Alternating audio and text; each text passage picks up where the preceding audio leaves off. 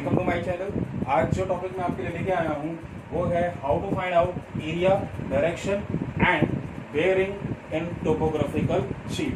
तो पहले हम ये जानते हैं कि भाई एरिया कैसे निकाला जाता है टोपोग्राफिकल शीट में। उसको जानने के लिए सबसे पहले हमें ये पता होना चाहिए कि टोपोग्राफिकल शीट में स्केल क्या है। और जनरली जो क्लास 10 ICSE बोर्ड के सिलेबस में जो टोपोग्राफिकल शीट है उसमें जो स्केल है वो 2 सेंटीमीटर रिप्रेजेंट कर रहा है 1 किलोमीटर को। मीन्स जो एक बॉक्स है, एक बॉक्स जो है वो 1 स्क्वायर किलोमीटर एरिया को शो कर रहा है।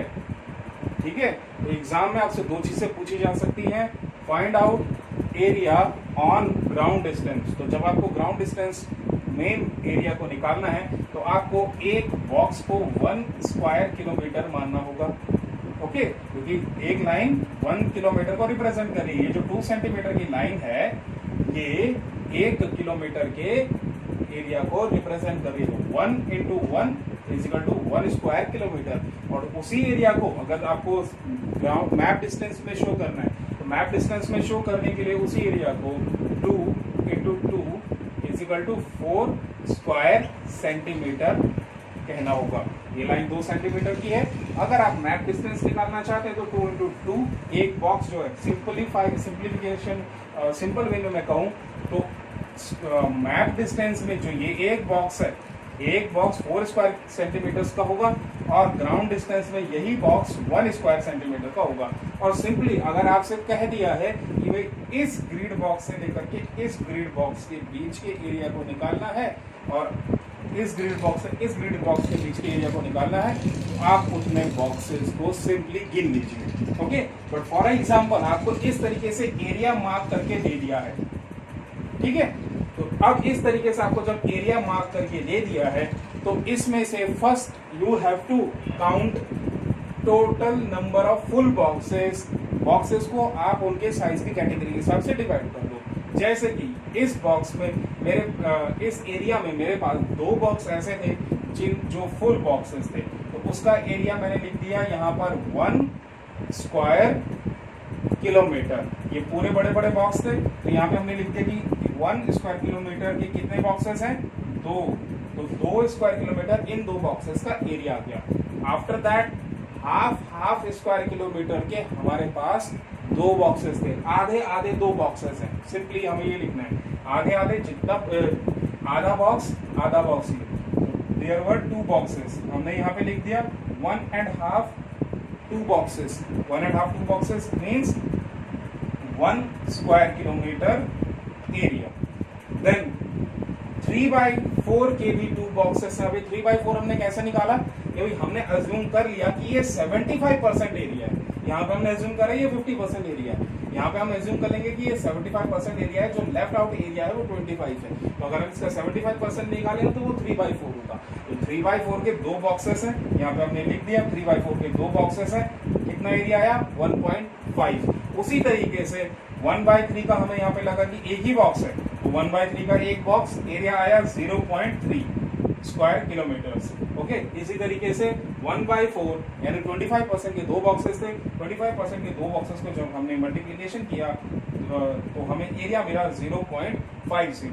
अब 1 स्क्वायर किलोमीटर का एक बॉक्स, 3/4 के 2 बॉक्स, 1/4 के 2 बॉक्स एंड 1/2 के 2 बॉक्स और 1/3 का एक बॉक्स। और जो टोटल एरिया हमारे पास निकल कर आया वो है 5.3 स्क्वायर किलोमीटर एरिया। तो ज्यादातर आपको जो यहाँ पर एरिया निकालने को पूछा जाएगा वो हमेशा मैप डिस्टेंस में ही होगा। तो इस तरीके से आपने मैप का एरिया निकालना है। एक अलग तरीके से भी क्वेश्चन पूछा जाता है मैप में, एक अलग तरीके से भी क्वेश्चन पूछा जाता है मैप में कि फॉर एग्जांपल आपको ग्रिड रेफरेंस दे दिया है। एग्जाम में आपको ग्रिड रेफरेंस दे दिया गया है और ग्रिड रेफरेंस की हेल्प से आपको पूछा गया है कि भाई ये इतना ग्रिड रेफरेंस दिया हुआ है और बोला है कि कितना ये एरिया रिप्रेजेंट करना है। फॉर एग्जांपल आपसे पूछा हुआ है 71 to 73 easting. Okay, 71 to 73 easting. And 91 to 92 northing. इस एरिया को कैलकुलेट करो। आपको यहाँ पे एक बॉक्स बना के दे दिया, 71 to 73 ईस्टिंग और 91 to 92 नॉर्दिंग। तो अब यहाँ पे हम मैथ में किस तरीके से इसको सॉल्व करेंगे।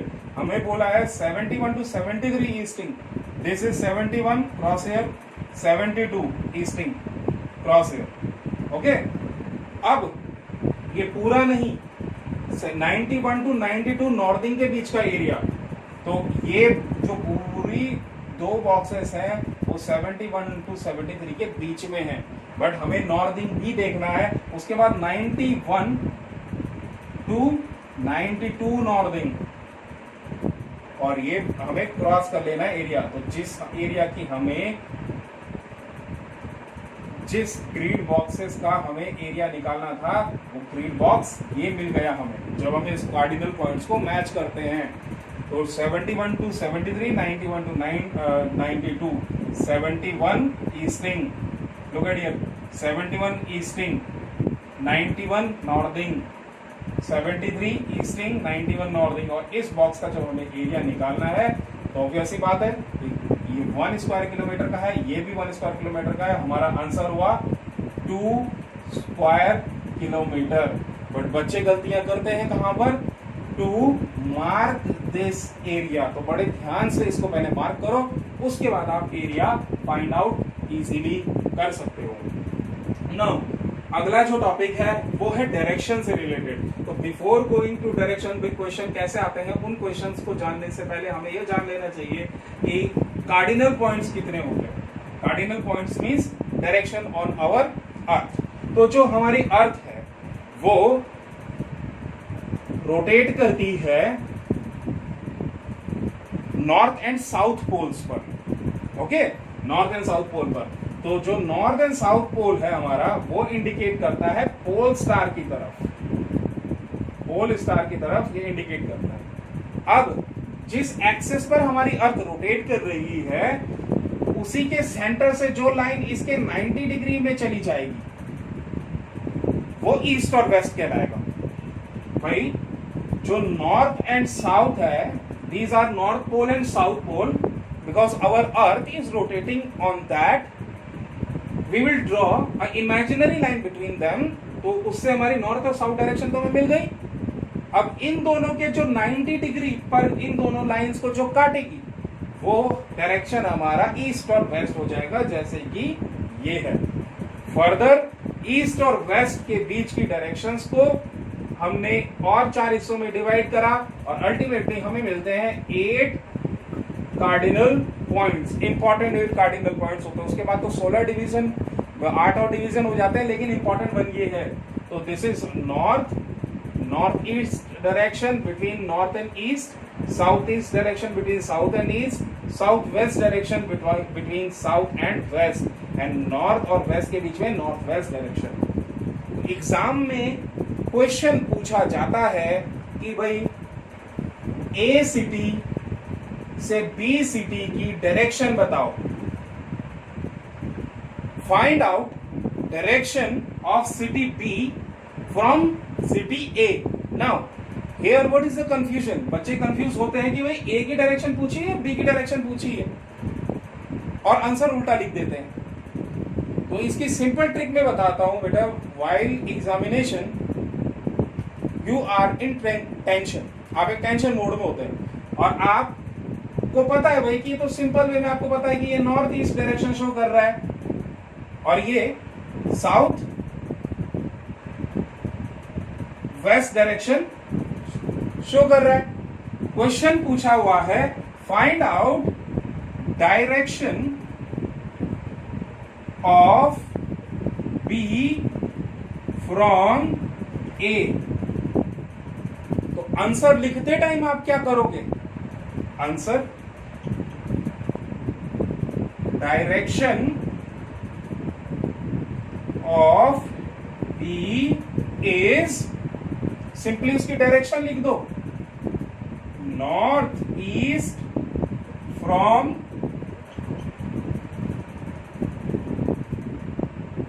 A which is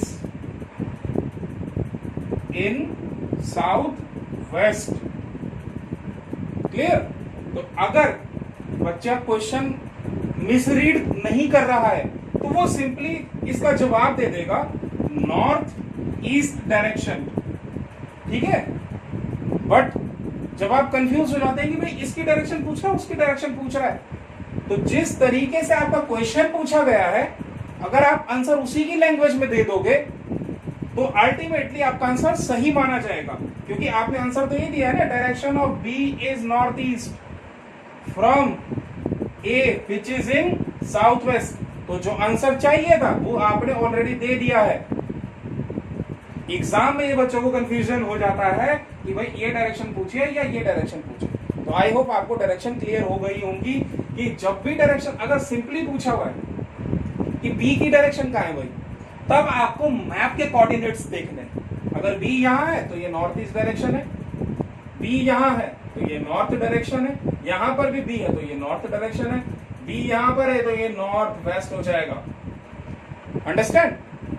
बट ज्यादातर क्वेश्चन जो पूछा जाता है वो किसी जगह को डिनोट करके पूछा जाता है कि यहां से उसकी डायरेक्शन क्या है, तो हमें वहां से देख करके उसकी डायरेक्शन बतानी होती है। और आंसर क्वेश्चन की ही लैंग्वेज में करो तो ज्यादा बेहतर है। अनदर क्वेश्चन डायरेक्शन से रिलेटेड जो दूसरा क्वेश्चन आ जाता है वो है जब हम बात करते हैं रिवर्स की। ओके, टोपोग्राफिकल शीट में इफ वो नेचुरल वेजिटेशन को भी नेचुरल फीचर्स को भी शो करता है टोपोग्राफिकल मैप्स।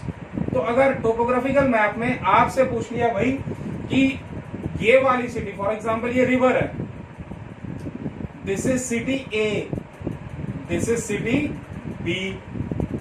अब दो तरीके से क्वेश्चन पूछ लिया जाता है, ठीक है, कि भाई सिटी ए की कौन सी साइड में रिवर है या रिवर की कौन सी साइड में सिटी ए है। क्वेश्चन क्या पूछा?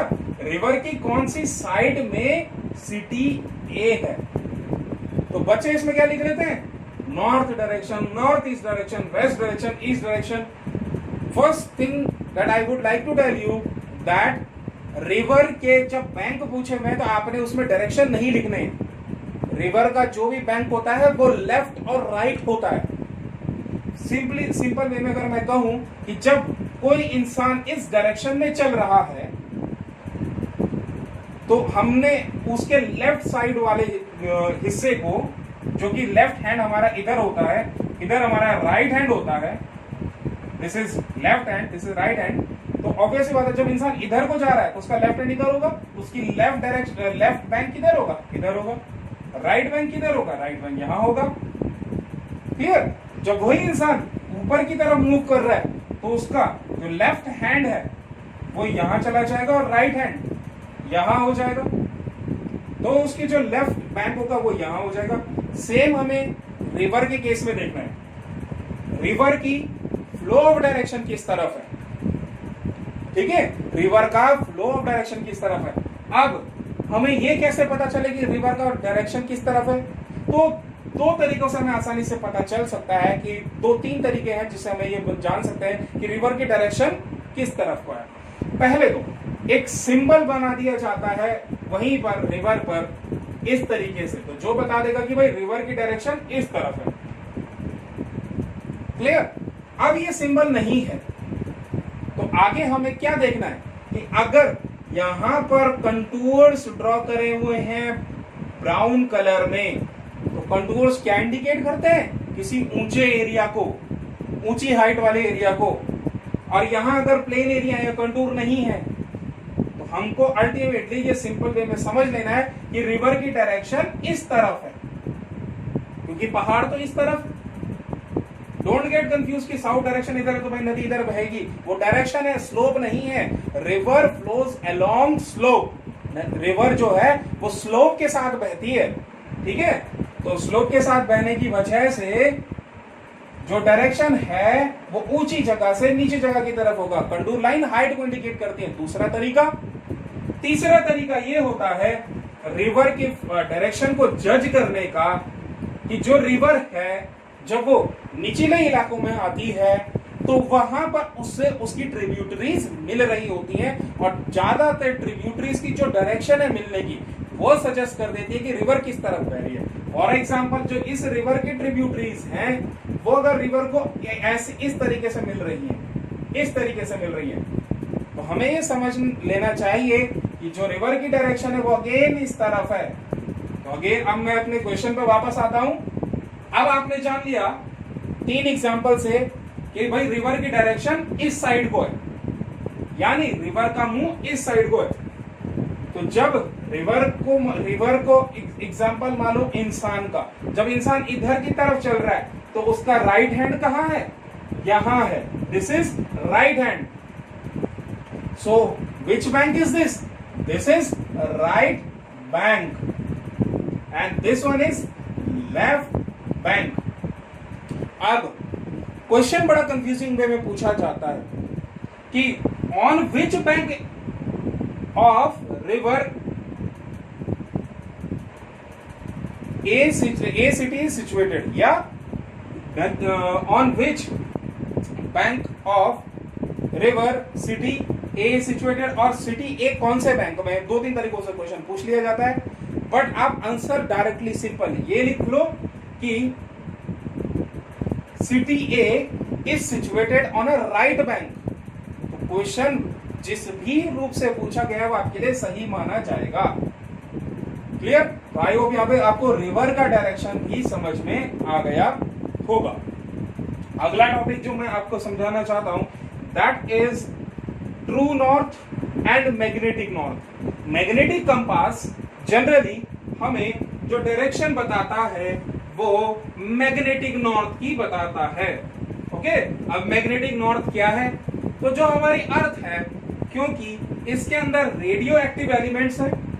ओके, हमारी अर्थ के अंदर में रेडियो एक्टिव एलिमेंट्स होते हैं और साथ में हमारी अर्थ जो है निकल और आयरन से बनी हुई है। इंटीरियर कोर वो हैवी डेंस निकल एंड आयरन से बना, तो वो मैग्नेटिक कैपेसिटी है और इलेक्ट्रोमैग्नेटिक वेव्स रेज जो है वो इमेंट करता है। ओके, तो जो मैग्नेटिक कंपास है वो जनरली नॉर्थ डायरेक्शन को इंडिकेट करता है, but not true north. True north क्या है? ट्रू नॉर्थ है हमारा north pole. Our north pole is true north. हमारा जो नॉर्थ पोल है वो हमारा ट्रू नॉर्थ है। यहीं पर हमारे सारे के सारे लॉन्गिट्यूड जो हैं वो कन्वर्ज होते हैं। हमारे जो सारे के सारे लॉन्गिट्यूड हैं वो यहां पर कन्वर्ज होते हैं। कहां? नॉर्थ पोल पर। जो हमारा मैग्नेटिक नॉर्थ है वो कभी यहां शो कर सकता है, वो यहां शो कर सकता है। क्लियर? वो कहीं और भी शो कर सकता है। तो अब समझने की बात ये है कि फॉर एग्जांपल हमारा जो मैग्नेटिक नॉर्थ है, अगर हम इसे माने अर्थ का सेंटर, हमारा मैग्नेटिक नॉर्थ अगर यहां शो कर रहा है तो ये होगा मैग्नेटिक नॉर्थ। ठीक है, पर ट्रू नॉर्थ तो वही रहेगा, it is fixed. Magnetic north में वेरिएशन आ सकती है अलग अलग जगह से, पर ट्रू नॉर्थ इज फिक्स्ड। अब दोनों नॉर्थ के बीच की जो वेरिएशन है, वेरिएशन चाहे वो 25 डिग्री है चाहे 30 डिग्री है, इसको कहते हैं magnetic variation.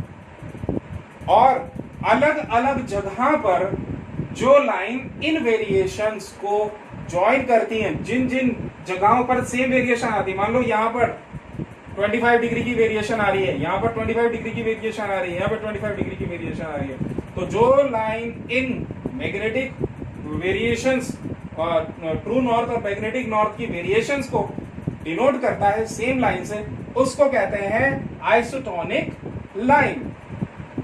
And if we know magnetic declination, हमें मैग्नेटिक डिक्लिनेशन अगर पता है कि भाई कितना झुका हुआ, कितना अंतर है ट्रू नॉर्थ और मैग्नेटिक नॉर्थ में, तो हम आसानी से पता लगा सकते हैं कि भाई ट्रू नॉर्थ का है। फॉर एग्जांपल हमें पता चला कि भाई जिस जगह पर हम हैं वहां से जो ट्रू नॉर्थ है, सॉरी मैग्नेटिक नॉर्थ है वो 125 डिग्री है, और जो मैग्नेटिक डिक्लिनेशन है वो है 15 डिग्री। ठीक है, 15 डिग्रीज डिक्लिनेशन है, तो हम 125 से 15 माइनस कर लेंगे यानी 110। तो जो हमारा ट्रू नॉर्थ आएगा वो 110 डिग्रीज आ जाएगा। क्लियर? अगला हमारा टॉपिक है बेयरिंग। ये वीडियो लॉन्ग होने की वजह से मैं बेयरिंग का टॉपिक आपको इसमें कंप्लीट नहीं करा पा रहा हूं। बेयरिंग के लिए मैं एक सेपरेट वीडियो आपके लिए बनाऊंगा। Thanks for listening.